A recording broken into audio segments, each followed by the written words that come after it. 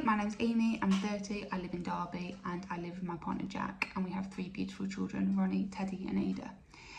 I'm going to tell our story today about how Group B Strep has affected us as a family after giving birth to our second born son, Teddy. And everything was going fine, and then Teddy turned a month old. Now that evening he didn't accept his 6 o'clock bottle, which again didn't really ring alarm bells to us because he was a month old. We were still trying to establish a routine.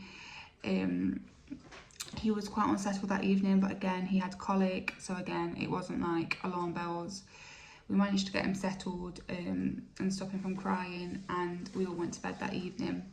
And then at midnight I woke up and realised he still hadn't had a bottle, so now he hadn't had a bottle for 6 hours.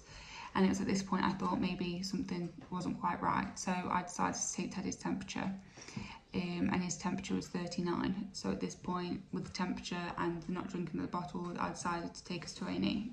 And I want people to be aware of how fast acting Strep B can be. So when I left my house physically to look out, there was nothing wrong with Teddy. He was presenting himself as a healthy child.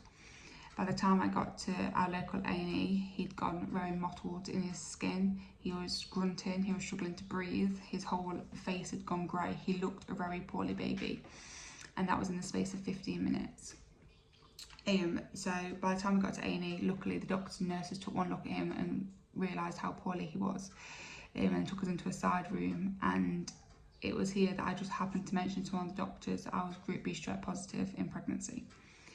Now at this point I wasn't aware that late onset Group B Strep was a thing, and that it could have been passed on to anyone, from anyone. It didn't necessarily have to come from me. So when he was in hospital, they did his blood cultures and they came back as Group B Strep positive, and from this he got sepsis with suspected meningitis. Now unfortunately, much to everyone's best efforts, we lost Teddy at 5 weeks old. He was doing really well and they thought that he was going to survive, but unfortunately the infection had starved his brain of oxygen, and once the life machines were turned off, he unfortunately passed away.